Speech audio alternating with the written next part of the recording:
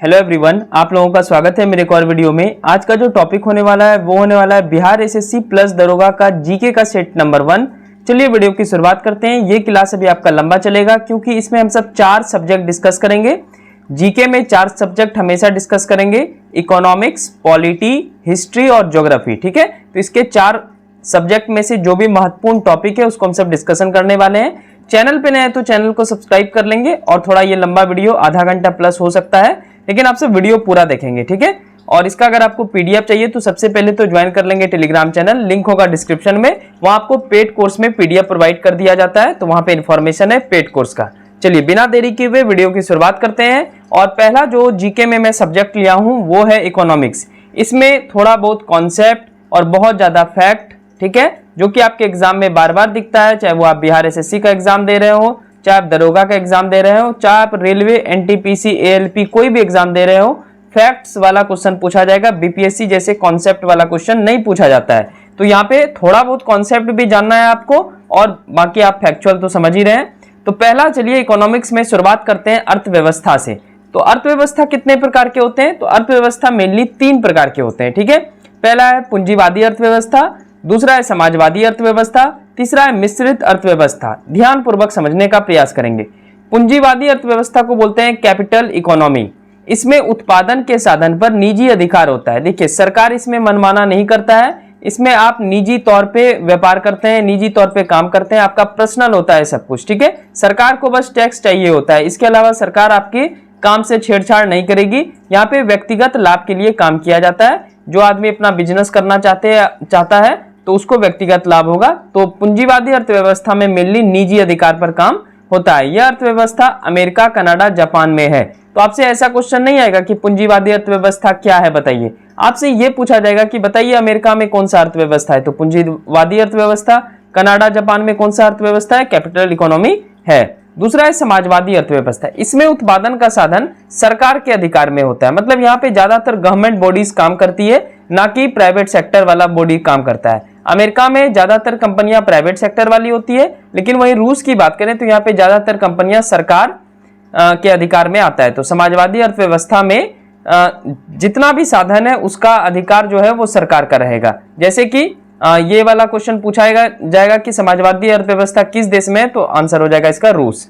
तीसरा है मिश्रित अर्थव्यवस्था। देखिए, मिश्रित अर्थव्यवस्था का मतलब क्या है कि इस अर्थव्यवस्था में निजी भी है और सार्वजनिक क्षेत्र भी काम करता है, और ये अर्थव्यवस्था हमारे भारत में है।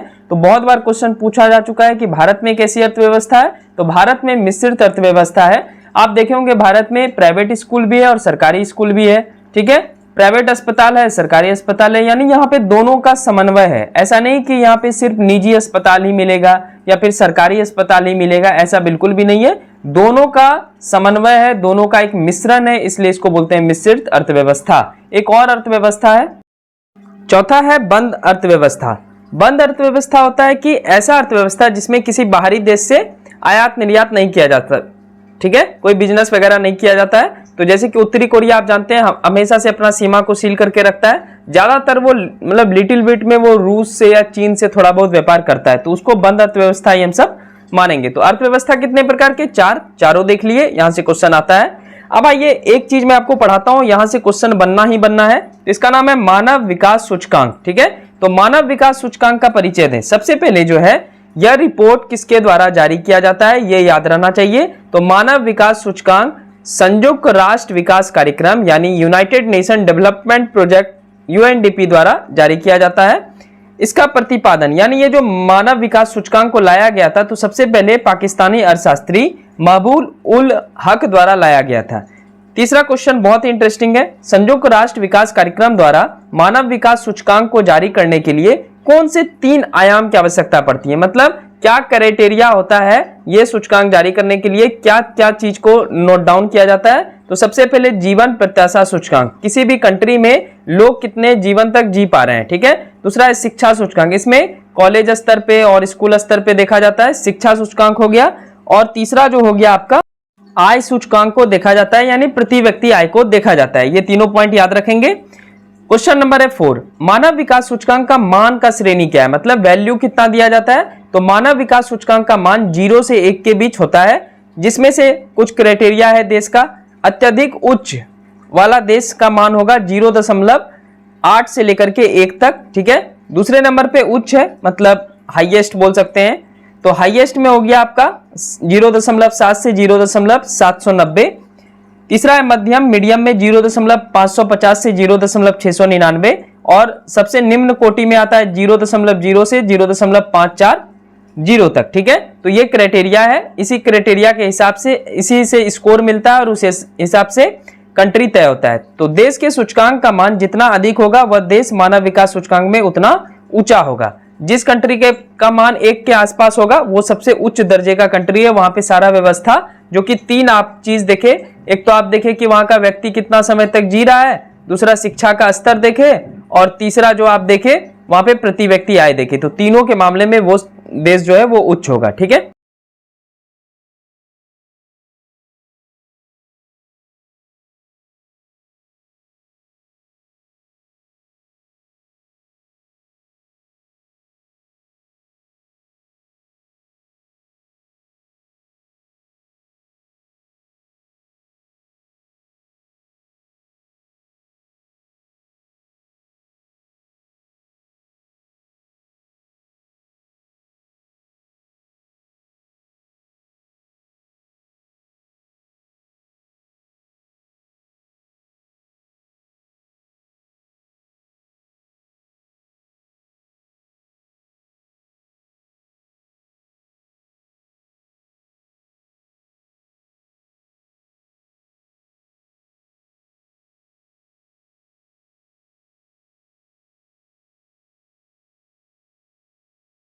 एक और इंडेक्स को देख लेते हैं, फिर हम सब मॉडर्न हिस्ट्री को पढ़ेंगे, ठीक है।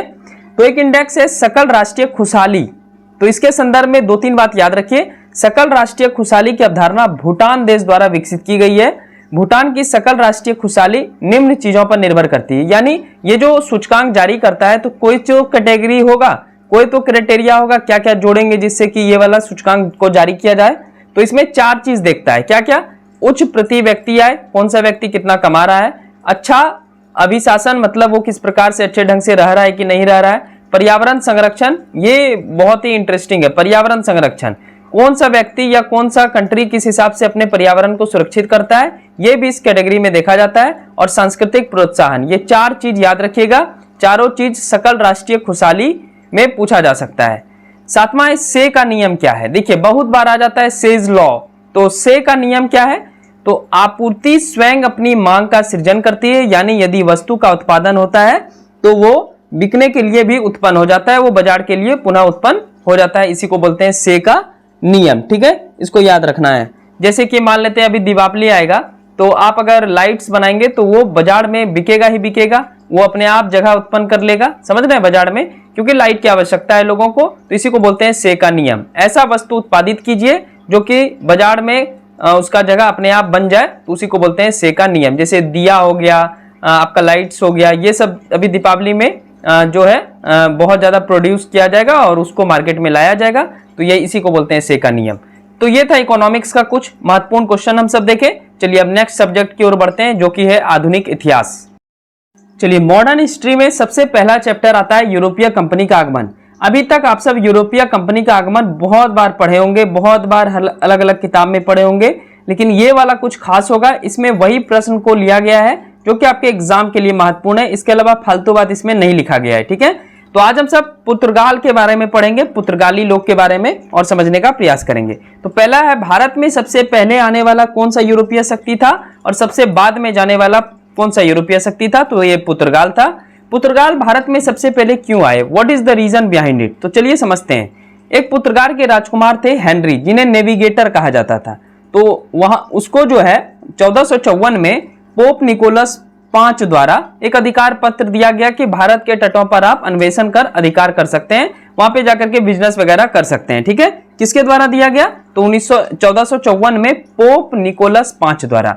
अब होता यह है कि 1997 में, उससे पहले टॉर्डेसिलस की संधि होती है 1494 में। अब इसमें देखिए 2 बात है, पुर्तगाल और स्पेन ने 2 दुनिया को बांट दिया। केप वर्दे समूह से 2 दुनिया को बांट दिया, एक तरफ पश्चिम और एक तरफ पूर्व। तो पूर्व में भारत वगैरह आ गया। जैसे कि ये वर्ल्ड मैप है, तो ये बीच में से मान लेते हैं बांट दिया।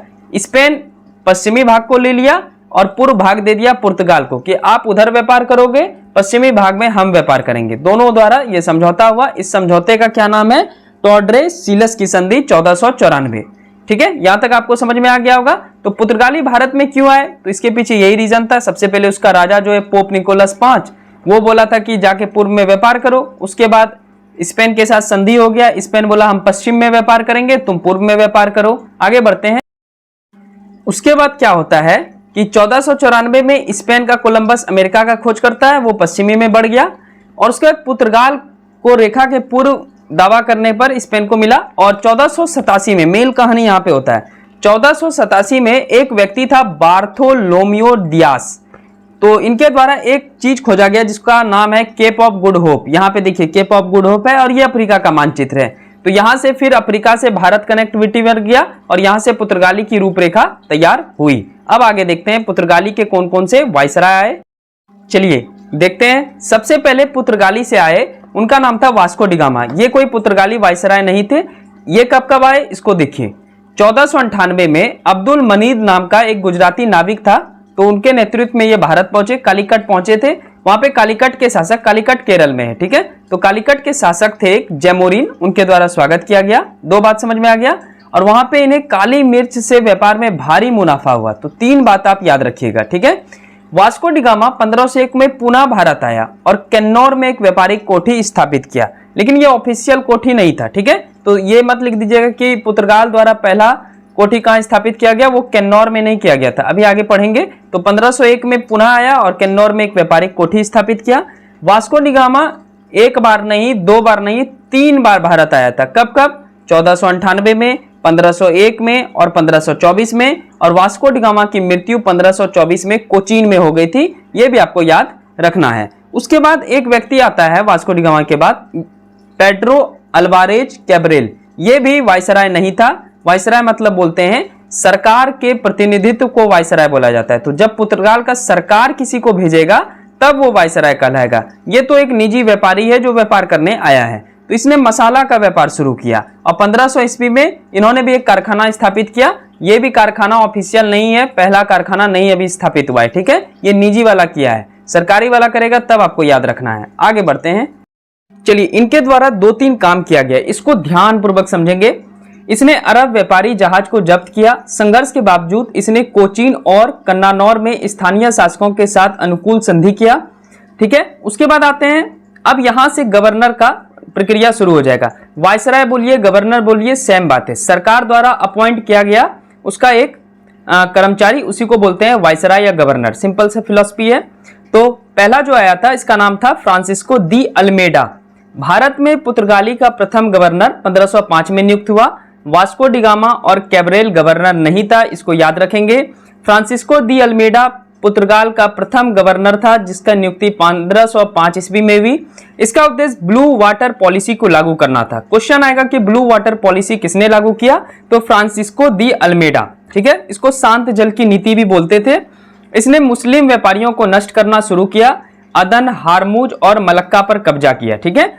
1507 में मिस्र गुजरात की संयुक्त नौसेना द्वारा द्वीप के पास एक नौसेना युद्ध हुआ जिसमें पुर्तगाली हारा गया और यहाँ पे जो अल्मीडा का पुत्र था वो भी मारा गया था 1507 में। उसके बाद ये आपके लिए इंपॉर्टेंट नहीं है, 1508 में बाद में पुर्तगाली द्वारा इन सबको हरा भी दिया गया था, तो ये उतना महत्वपूर्ण नहीं है। अल्मीडा द्वारा दो तीन काम किए गए थे, वो मैं आपको बता दिया। ब्लू वाटर पॉलिसी इनके द्वारा लाया गया था। पुर्तगाल का प्रथम गवर्नर यही था, 1505 में नियुक्त हुआ था और दो तीन काम उनका।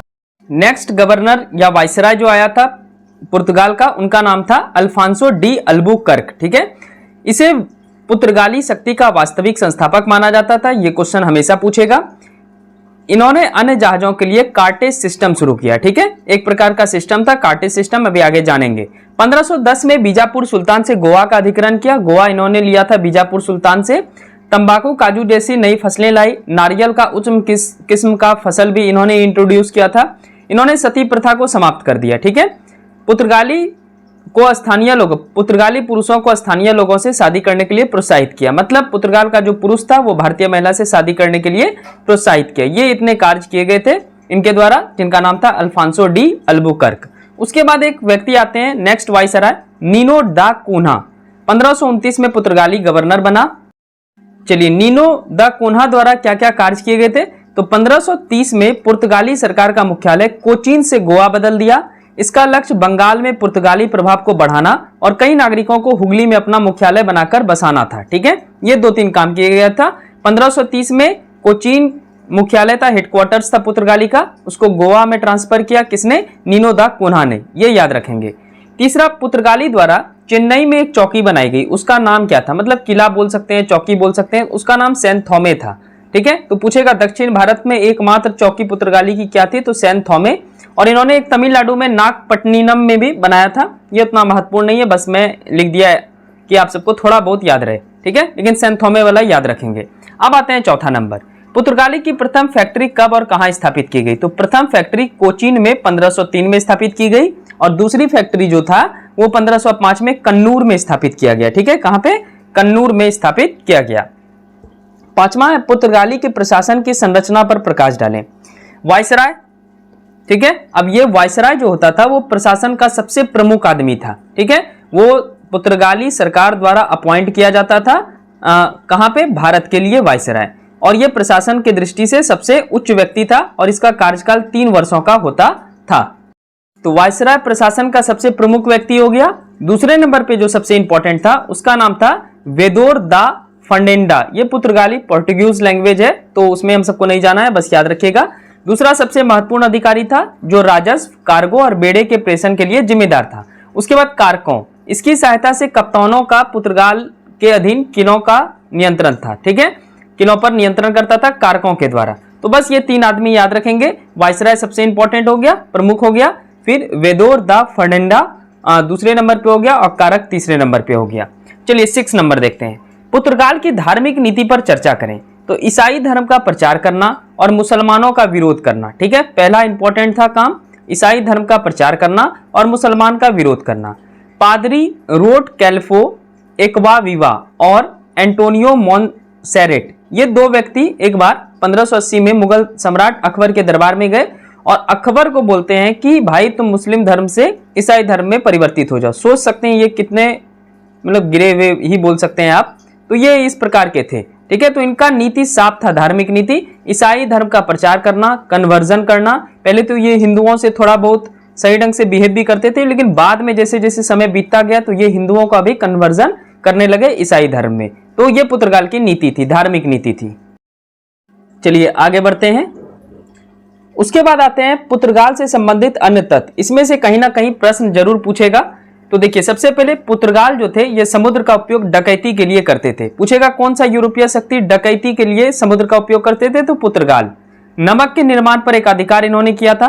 तंबाकू पर शुल्क लगाने को सख्ती से लागू किया था। हिंदू और मुसलमान बच्चे को खरीदकर ये दास बनाते थे, दास प्रथा का समर्थक थे ये। ठीक है, दास मतलब होता है गरीब को पकड़ के उसको लेबर क्लास में भर्ती कर देना। भारत का पहला प्रिंटिंग प्रेस, ठीक है, प्रिंटिंग प्रेस जो है वो 1556 में पुर्तगाली ने गोवा में स्थापित किया था। जहाज के अरब सागर में प्रवेश को नियंत्रित करने के लिए कार्टेज आर्मेडा काफिला पद्धति को लाया गया था। देखिए अभी मैं बोला था कार्टेज आर्मेडा काफिला पद्धति किसको बोलते हैं, तो समुद्र में जहाज के अरब सागर में प्रवेश को नियंत्रित करने के लिए, अरब सागर में कोई भी जहाज प्रवेश करेगा तो उसको कार्टेज आर्मेडा काफिला पद्धति के तहत टैक्स वगैरह देना पड़ेगा, तभी वो पुर्तगाली उसको जाने आने देते थे। उन्होंने गौथिक स्थापत्य कला का विकास किया। गौथिक स्थापत्य कला क्या होता है मैं आपको बताता हूँ। देखिए इन्होंने इस एक प्रकार का चर्च का निर्माण किया जिसमें साइड साइड 2 लंबे दीवार रहते थे और बीच में डाउन। ठीक है, तो इसी को बोलते हैं गौथिक स्थापत्य कला, इसको याद रखना है। चलिए नेक्स्ट कुछ और भी तथ्य हम सब देख लेते हैं। आलू, तंबाकू, पीनट जैसे नए खाने योग्य सामान का प्रचलन लाया। जाति शब्द को पुर्तगाल ने ही लाया था। ये जो कास्ट सिस्टम अभी आप इंडिया में देखते हैं, ठीक है, ये पुर्तगाल द्वारा इंट्रोड्यूस किया गया था। घोड़े की नीति से पुर्तगालियों ने भारत में व्यापार नियंत्रित किया और गोवा में भीमजी पारेख द्वारा प्रिंटिंग प्रेस लगाया गया था, इसको याद रखेंगे। 8 नंबर, पुर्तगाली के पतन का क्या कारण था, तो भारत में नए नए उत्तर भारत में शक्तिशाली राजवंश का उदय हुआ। पहला ये, पुर्तगाल की नौसेना कमजोर थी डच के मुकाबले में, तो डच इसके बाद आते हैं। उनका नौसेना का जो जहाज था वो हल्का होता था, पुर्तगाली का भारी होता था, तो डच जो है पुर्तगाली के सारे जहाज को समुद्र में डुबाना शुरू किया जिससे इसकी नौसेना कमजोर पड़ गई। तो ये भी कारण था कि इसके पतन का। समुद्री लुटेरे के रूप में पुर्तगाली बदनाम हो गए और जब स्पेन का युद्ध शुरू हुआ तो ये ब्राजील की ओर चले गए और ब्राजील में जो है इन्होंने ज्यादातर ध्यान केंद्रित कर दिया। तो ये पुर्तगाली से संबंधित जितने भी तथ्य थे, जहां से बिहार एसएससी दरोगा अपने पूरे मनोभाव से क्वेश्चन पूछ सकता है, वो मैं आपको बता दिया। ठीक है, अभी 2 सब्जेक्ट और बचा है जिसमें हम सब पॉलिटी और ज्योग्राफी डिस्कस करेंगे, लेकिन ये वीडियो बहुत ज्यादा लंबा हो जा रहा है। तो सेट 1 का इसको हम सब मान लेते हैं पार्ट 1। अब सेट 1 का पार्ट 2 थोड़ी देर में पब्लिश करूंगा, उसमें हम सब पढ़ेंगे पॉलिटी और पढ़ेंगे क्या, पॉलिटी और ज्योग्राफी। ठीक है, ज्यादा लंबा वीडियो नहीं करते हैं। थैंक यू सो मच, मिलते हैं नेक्स्ट वीडियो में। चैनल पे नए तो चैनल को सब्सक्राइब कर लेंगे। अगर आपको इसका पीडीएफ चाहिए तो ज्वाइन कर लेंगे टेलीग्राम चैनल, लिंक होगा डिस्क्रिप्शन में। वहां पे पेड कोर्स की जानकारी दी गई है, जहां पे आप 399 पे करके आप 1 साल तक पीडीएफ का लाभ उठा सकते हैं और बार बार रिविजन करेंगे तो आपका एग्जाम निकलेगा। ठीक है, तो इसलिए वहां पे आप पेड कोर्स ज्वाइन कर सकते हैं। Thank you and thank you so much. Last में थोड़ा सा एडिट करने में परेशानी हो गई, तो आप जो है 8 नंबर और 7 नंबर क्वेश्चन थोड़ा पॉज करके लिख लेंगे जहां पे आपको मिलेगा, और 9 और 10 नंबर क्वेश्चन छूट गया था तो इसको भी हम सब अभी देख लेते हैं। तो पुर्तगाली के महत्व पर चर्चा करें। तो जैसे ही पुर्तगाली के उत्थान में क्षेत्रीय शक्ति के खिलाफ प्रभुत्व के यूरोपीय युग की शुरुआत करता है। पुर्तगाली जब आया तो यूरोपीय युग का शुरुआत हुआ। पुर्तगाली ही है भारत का दरवाजा खोलने वाला, उसके पीछे पीछे डच, फ्रांस, अंग्रेज सब आते हैं। ठीक है, पैदल सेना को संगठित किया स्पेनिश मॉडल पर, और पुर्तगाली ने शाही शास्त्रागार और डॉकयार्ड बनाए थे, ये याद रखिएगा। 10वां प्रश्न है, पुर्तगाली भारत में कब आए और कब गए। तो पुर्तगाली सबसे पहले 1498 ईस्वी में भारत आए और सबसे बाद में 1661 ईस्वी में गोवा छोड़कर गए थे। तो ये था पुर्तगाली से रिलेटेड सारा क्वेश्चन। सिर्फ बीच में थोड़ा सा एडिटिंग में प्रॉब्लम हो गया, आगे से इसका मैं सुधार कर लूंगा। बस आप सब थोड़ा लास्ट में मैनेज कर लेंगे। मिलते हैं नेक्स्ट वीडियो में। चैनल पे नए तो चैनल को सब्सक्राइब कर लेंगे। पीडीएफ के बारे में ऑलरेडी हम सब जानकारी दे चुके हैं। Thank you and thank you so much.